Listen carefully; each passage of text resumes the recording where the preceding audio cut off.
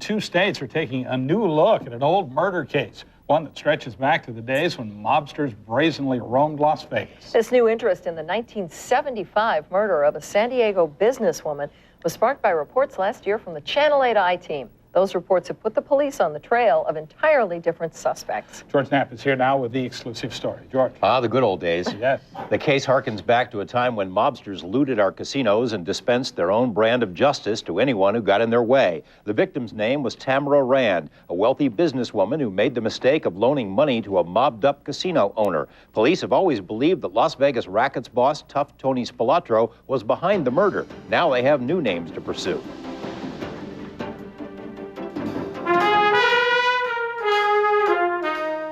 The laid-back beach city of San Diego has been home to a smattering of organized crime figures over the years, but the kind of crime and mob mayhem that were common in Las Vegas back in the mid-'70s were pretty much unknown here. That changed one afternoon in November 1975 when a body was found inside this upscale San Diego home. The victim was prominent businesswoman Tamara Rand, wife of a well-known doctor. She'd been shot 5 times with a silencer-equipped .22, which police figured was the signature of a mob hit. Well, the manner in which it was accomplished, the weapon, the method, the 3 contact wounds under the chin. It made a tremendous splash in San Diego because it appeared right from the beginning that it was an execution style, what a lot of investigators at the time felt was a gangland or organized crime type of execution. It didn't take long for the trail to lead toward Las Vegas. Tamara Rand had told relatives that her life had been threatened following a business trip to Las Vegas.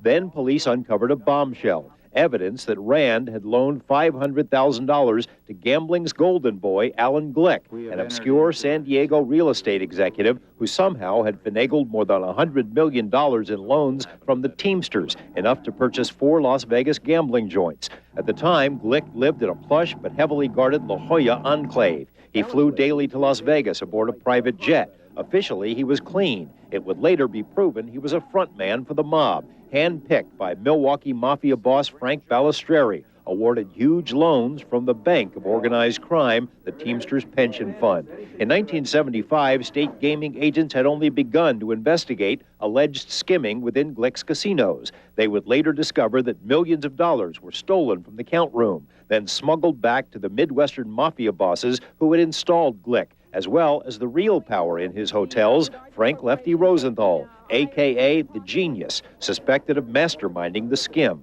Rand believed that her loan to Glick had purchased 5% of his casino empire. When Glick denied such a deal, Rand filed a lawsuit that threatened to open Glick's books up to outside scrutiny. Rand had signed her own death warrant.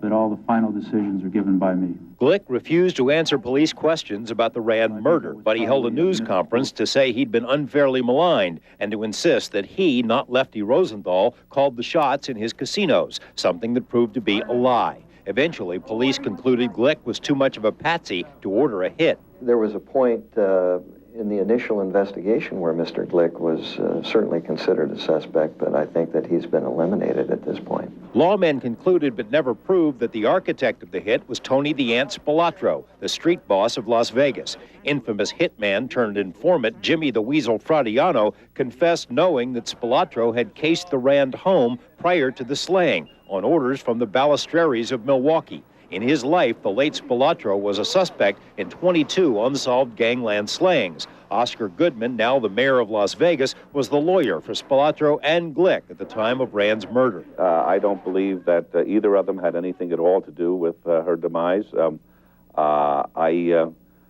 never talked about her. I heard her name mentioned once or twice in a context of other people in the San Diego area, but never pointing her out as though she was anybody that they would fear or would want to hurt. It might just be the cops now agree with Goodman, so who might have done it?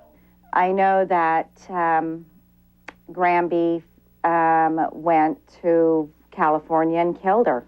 Las Vegan Wendy Hanley says she lived with Rand's killers. Her common-law husband in the 70s was Tom Hanley, a notorious labor figure, who together with his son Granby was suspected in a string of mob-tainted murders for hire. Wendy says she knew of the Rand hit before it happened. Granby came back and told me that he was going to fly to California and kill a witch.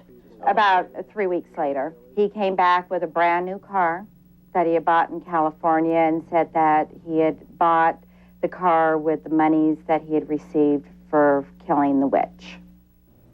Is there proof to back up what she says? Wendy's allegations were enough to get police to reopen the case. We know that they have located new witnesses who've shed light on the murder, including former mafia figures now in hiding. And we've learned they are in pursuit of physical evidence that may resolve this mystery once and for all. Tonight at 11, what evidence are they seeking and who have they talked to? One of those faces, the mayor, we know where he is now. Sure. What about some of the other people? Well, Tony Spilatro was murdered in 1987. His slaying has never been solved. Lefty Rosenthal, as you'll recall, survived a car bombing. He now lives in Florida. Alan Glick testified against the mob in the skimming case. He now lives in seclusion in Southern California. Granby Hanley remains in prison for the murder of culinary union boss Al Bramlett. Tom Hanley died in prison for that same crime. San Diego police say they want to talk to Granby Hanley and Alan Glick about this case, but they fully expect to have the door shut in their face in both instances. More at 11 o'clock. All right, George. Thank you. Very interesting. Those old cases bring back a lot of memories of old Las Vegas. Definitely.